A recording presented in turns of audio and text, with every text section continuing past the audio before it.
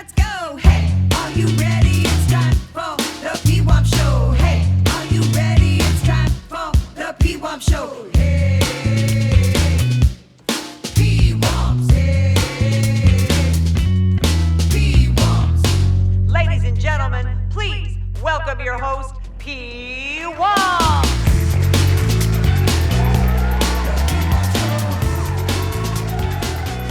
Hello, ladies and gentlemen, and welcome to another episode of the Pwamps Sports Show. We are ready to dive in. What's on your screen right now? Did you see the World Cup final between Spain and Argentina? What did you think of it? Let me know. I'm going to give you my insight right now. First of all, what a final this was. Yeah, it wasn't like the France-England third place match where we saw 10 goals. Actually, it was the exact opposite. 0-0 until extra time, where Ferran Torres was able to just put an electric goal in the back of the net past a near perfect Emiliano Martinez, Argentina's keeper. He had 11 save goals on the day. Are you kidding me? 11 saves on the day for Emiliano Martinez. The guy, an absolute machine, could not have played any better up until that moment. He was spectacular. Lamine Yamal, the 19-year-old, he was a sensation all over the field, making plays left and right. The defense of Spain really stood out. They made Lionel Messi uncomfortable the entire time. Julian Alvarez could get nothing going as well. This was a different Spain defense than we have seen the rest of the World Cup. And yeah, they have been keeping it clean on the goals allowed side, but boy, oh boy, they stepped it up. A lot of people thought the defending World Cup champions, Argentina, would put something in the back of the net. They did not. How great did Spain look? The entire time they were on the offensive. They were looking to attack. There was no park the bus from Spain. They looked deadly. They looked dominant. They controlled the ball. The dribbling, perfect. The passing, outstanding. Spain, they are the 2026 World Cup champions. They will now look to go back-to-back in 2030. Argentina, let's talk about Lionel Messi and the Argentinians here. We got to bring it up. Lionel Messi is my GOAT, ladies and gentlemen. Lionel Messi, and I don't know. This is a sad picture to look at. He's in tears. You know how much this means to the players, and we love to see it. What a World Cup this was, by the way. The U.S., Mexico, Canada, all doing a great job of hosting. Everyone was loving it. All the fans were having a great time. The stadiums were electric. They were packed. This was something you wanted to see. And we did. What an attraction it was. Now, I, for one, probably think that the final should have been at SoFi Stadium in LA. That stadium is just mind-blowing. MetLife needs a little work on it, needs some, as they say, some touch-ups. That's what I would say MetLife Stadium needs. But anyway, it was a great World Cup final. It's really interesting. You see Lionel Messi here, Cristiano Ronaldo, Neymar. How about Romelu Lukaku? Kevin De Bruyne. You've got so many names, ladies and gentlemen. Then, hey, you may remember playing FIFA 14, FIFA 18, all these FIFA games, FIFA 16, 15, whatever FIFA you were playing, you remember all those guys. You were doing Foot Draft, you were doing Ultimate Team. When you pulled that card, you were going nuts. Folks, this is probably the last World Cup we have with all of those names I just mentioned. And even more, how about James Rodriguez? Probably his last World Cup. Guillermo Ochoa, he's done. So many guys passing the torch to the younger generation. Argentina, Lionel Messi and Lamine Yamal. That famous photo of Lionel Messi holding a young Lamine Yamal. Are you kidding me? How cool is that? Spain's the World Cup champions. If this was the last time we've seen Lionel Messi in an Argentine uniform, how crazy. You win the World Cup, now you're the runner-up. What a run it has been for the GOAT. Let's keep it going. Now, we got to talk about this next little topic here. Shohei Ohtani still dealing with an injury. This time it's in his knee. He is not going to be on the mound once again. And this is becoming a little bit of a problem for the Dodgers. If you're a Dodger fan, Shohei's one of the faces of Major League Baseball. He's a two-way player. Shohei has always said he wants to pitch, he wants to hit, he wants to do it all. Well, right now, we're not seeing that because of these injuries that are hampering Shohei Ohtani. We wish him well. We want him back on the mound as soon as possible, but also we want to look out for his safety, his well-being, because watching baseball without Shohei and watching the Dodgers isn't as interesting as watching him play, even when he's just batting. We want Shohei Ohtani healthy. Let's see what happens here. This is a developing story to see what is going on with the injury bug that is biting Shohei Ohtani. Let's keep it going. Excuse me. I got a little cough there. How about this topic in baseball? The Boston Red Sox, ladies and gentlemen. Yeah, the Red Sox of Fenway Park. The Green Monster, the Monster. They have 13 straight wins, and they are looking dominant, folks. How good has this team been? Okay, outstanding play. If you're not watching the Red Sox right now, at all positions, they're playing the highest level of baseball, whether it's the pitching, whether it's the catching with Contreras, the outfielders, the infielders.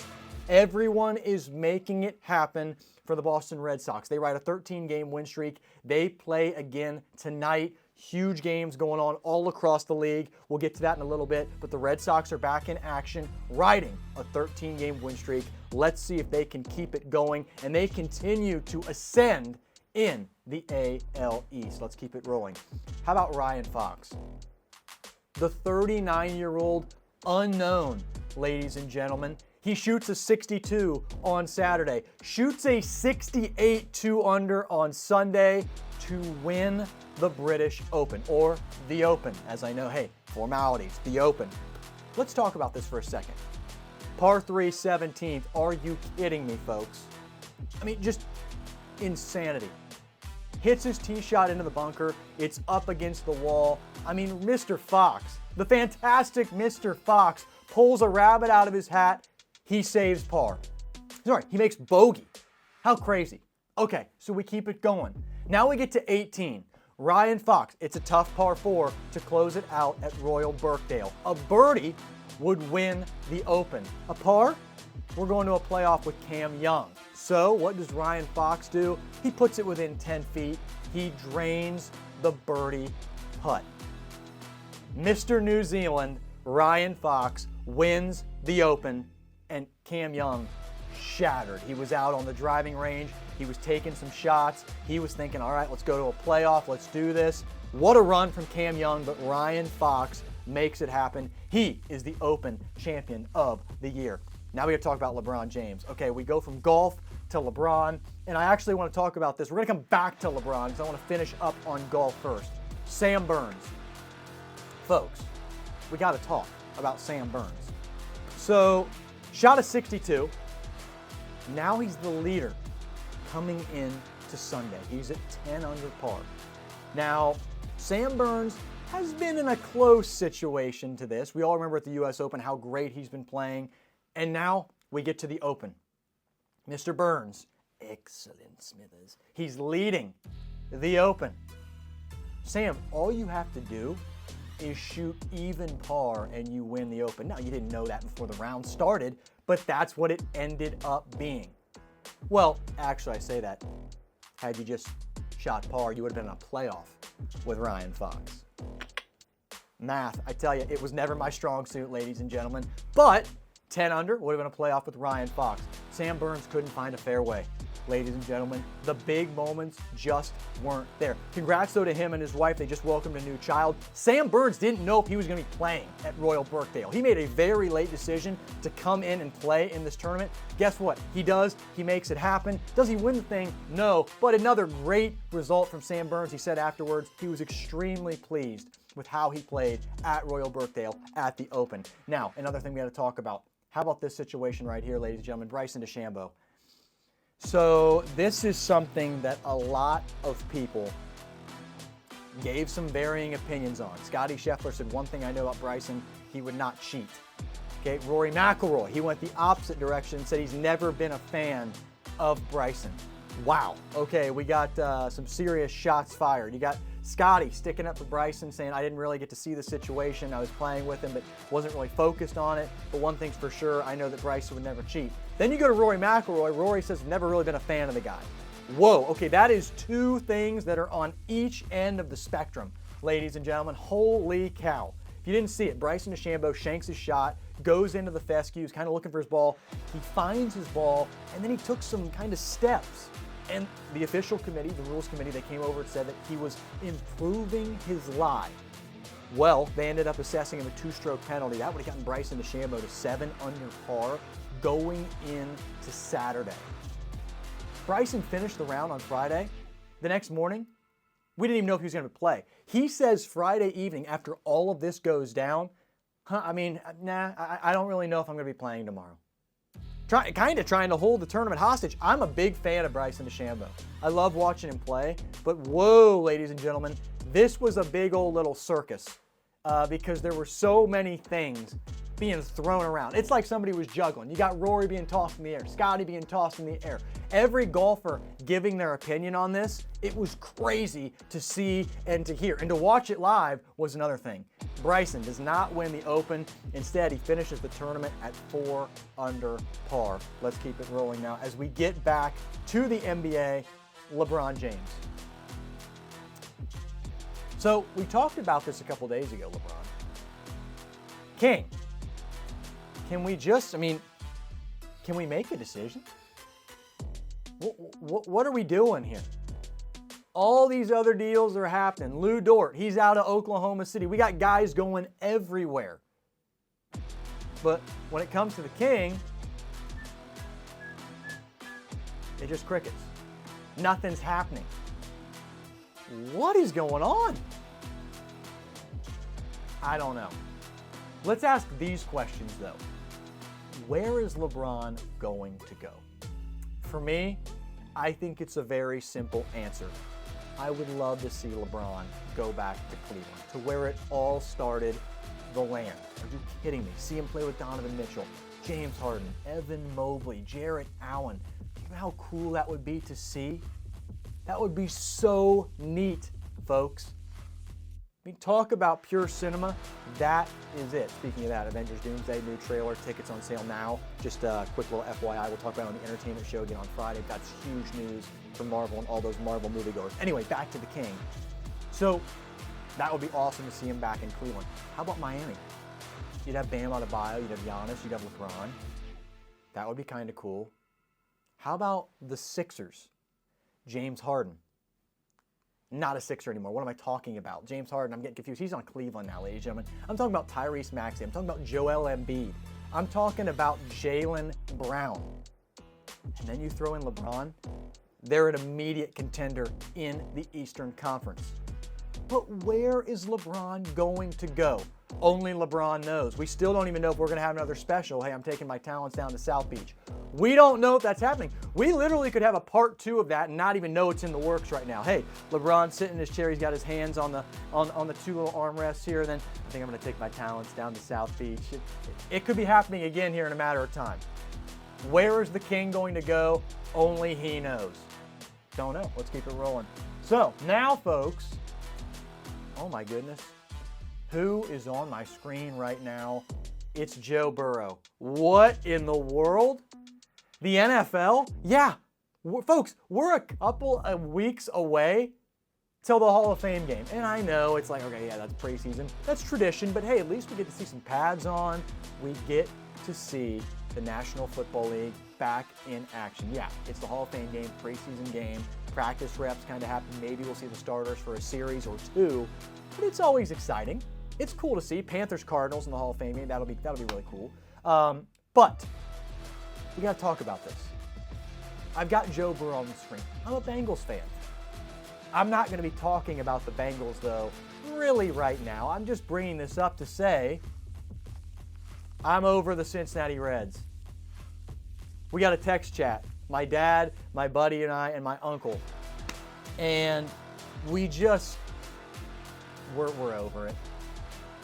We're celebrating like we've won the World Series folks, we just took 2 out of 3 from the Colorado Rockies at Coors Field. That's the place where you can hit a home.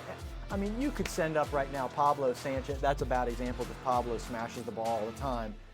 You could send up there Dmitry Petrovic from Backyard Baseball, and he would smash a home run. No, let's go this route. Randy Johnson would go up there and smash a home run at Coors Field. We're acting like we've won a World Series. We took 2 out of 3 from the Colorado Rockies. They're last place in the NL West. They are really having a rough year, just like they did last year. But come on, what are we excited about? Get me to the NFL. I want to see Joe Burrow on the field. I want to see Chase Brown on the field. I want to see Jamar Chase, T. Higgins, Dex Lawrence repping the stripes. That is what I want to see. Reds, I mean, I'm just kind of like, at this point, sayonara. That's where I'm at right now with the Reds. We'll talk about that when we get to our baseball time. So now, that's going to do it. We sit there, and now we're going to go talk about baseball. Let's do it, ladies and gentlemen. Let's go.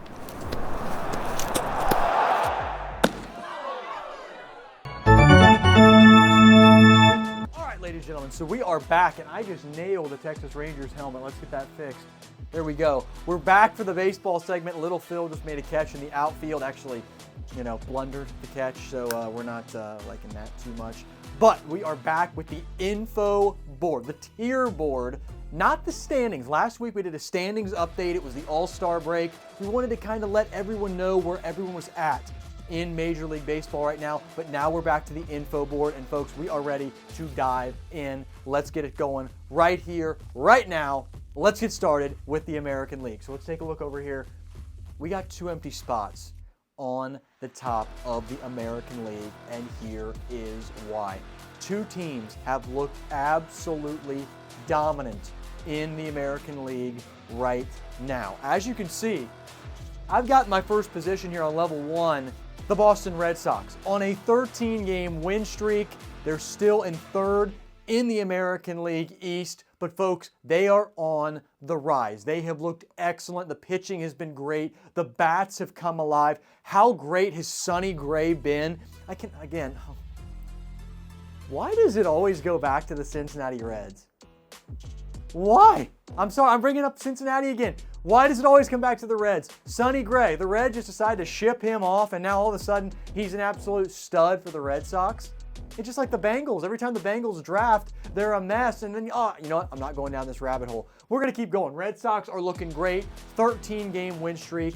What a run the Red Sox are on. They are in row 1 in my info board. Then we got the Yankees. Yankees are still sitting a game back right now of the Tampa Bay Rays. But Cody Bellinger has been great. Ben Rice has been excellent. And Paul Goldschmidt, good old Goldie, ladies and gentlemen, continues to have a bat that keeps on providing. And then we got to go down a level because the Tampa Bay Rays, they are first place still in the American League East, but they're struggling a little bit. Junior Caminero, they're on a 5-game drought right now.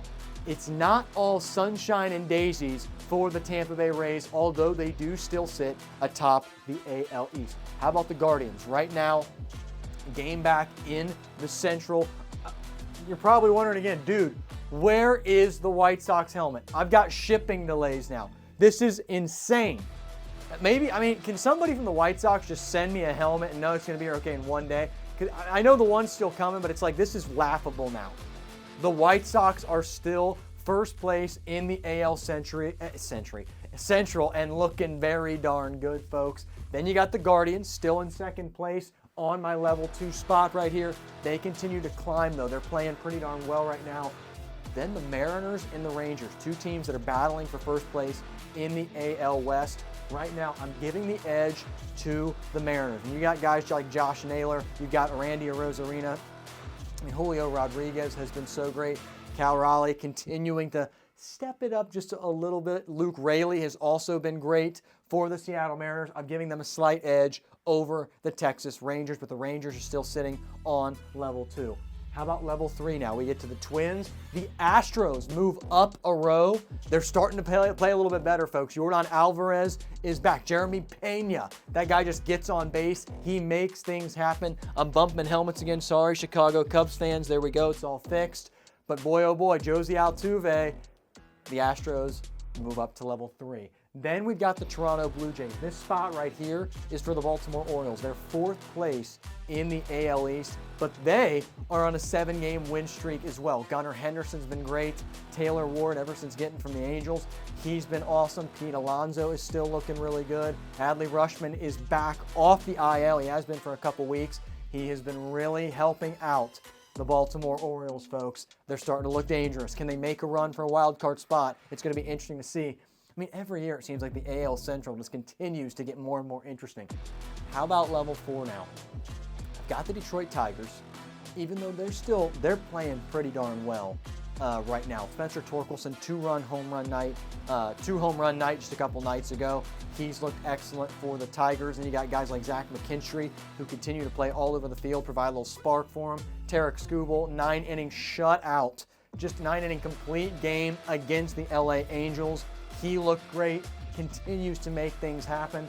The A's still there though. Shea Langlers, Tyler Soderstrom, Jacob Wilson continuing to provide a little spark as they are trying to dig out from that AL West. Then you got the Royals. Vinny is back. Jack Caglione, he's still trying to get it done. And it's tough treading right now for the Kansas City Royals. And then if you're the LA Angels, what can you say? Nolan Shonowell. I mean, I guess he's been the silver lining in all this. The dude can just hit. He gets on base, folks. He's been awesome. You need Jorge Soler, though. You need guys like Mike Trout, Zach Neto, Logan O'Hoppe to start waking up, get on consistently. If the Angels want any chance at climbing into a wild card spot here as we approach the last 2 months of the season. That is the American League. Let's go to the National League now and take a look. Top row, pretty darn competitive, if you ask me. Yeah, Dodgers still are in this top level. They continue to look good. Emmett Sheehan on the mound tonight in a crucial series in Philadelphia against the Philadelphia Phillies. Dodgers were able to take 2 out of 3 from the New York Yankees. They had 1 game postponed. There was a doubleheader yesterday because of the fire, which again, I hope everybody's staying safe from those Canadian wildfires and all the smoke that's coming on over here. Dodgers were able to take 2 out of 3. Bullpen game last night that they did drop. Jazz Chisholm looked great for the Yankees. He continues to be excellent. The Brewers, Jackson Chourio, Christian Yelich, they have been excellent. Contreras has also been great. Brewers still sitting atop the NL Central right now, riding a little 3-game win streak and continuing to look good. The Phillies. Again, I always talk about the top of the order for the Phillies, and it continues to stretch now.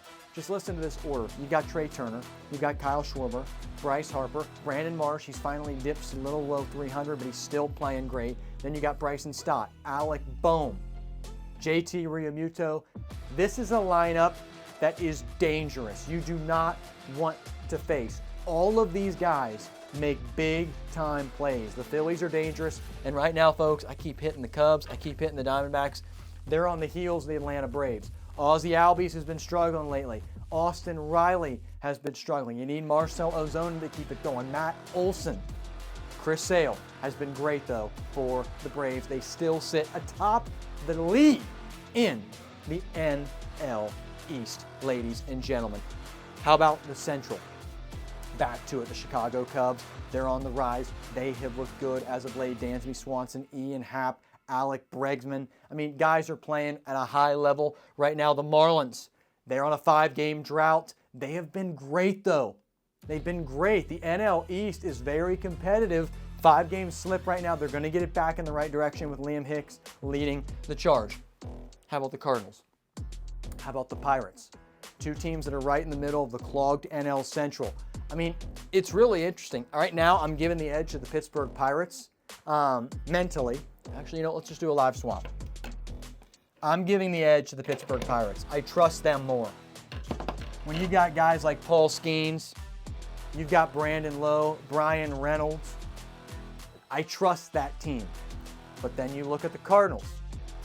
Walker, you've got J.J. Weatherholt, Newt Barr. I mean, Cardinals are no slouch, ladies and gentlemen. It's competitive right now on row number 2, and movement can still be had. It's going to be tough to overtake, though, anybody on this top row. These teams are all playing at very high levels right now. How about our third row? Diamondbacks are looking good in the NL West. Ketel Marte is really hitting the ball, making some good contact. Corbin Carroll struggling a little bit. They still need to get a little more out of Geraldo Perdomo. He's still batting .247. He's got to get that average up. The Nationals, I still love watching C.J. Abrams. He's one of the guys you just love to see. Keibert Ruiz has also been great. I really want to see if the Nationals can make a climb, though, in the National League. How about the Padres? Padres, it's still not getting together. And I know you're in the National League West, you're with the Dodgers. It's tough to make things happen there, but you've got to see some production out of guys like Jackson Merrill. Fernando Tatis is still doing it. Manny Machado has really struggled all year. Xander Bogaerts struggling. Jake Cronenworth, got to get him back going. You need something if you're the Padres. Now we get to our bottom row here. You've heard me talk about the Reds. The Reds just won the World Series. Well, so they were acting like it. They just beat the Colorado Rockies 2 out of 3. Look who's on the bottom.